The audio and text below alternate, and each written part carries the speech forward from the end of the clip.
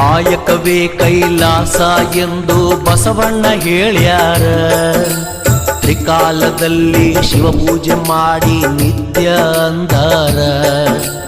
ಭಕ್ತವತ್ಸಲ ಭಗವಂತ ಮೈ ತುಂಬ ಭಸ್ಮ ಹಚ್ಚಕೊಂಡ, ಆಯಾ ಕಾಲಕ್ಕ ಹುಟ್ಟಿ ಬರ್ತಾನ ಹೊಸ ರೂಪ ಹೊತ್ತುಕೊಂಡ.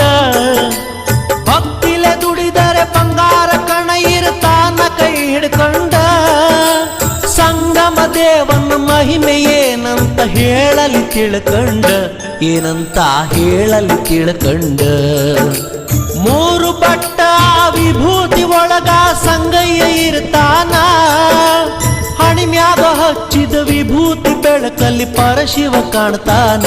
ಬಸವಣ್ಣ ಕೈ ಮಾಡಿ ಕರಿತಾನ, ಬಸವಣ್ಣ ಕೈ ಮಾಡಿ ಕರಿತಾನ.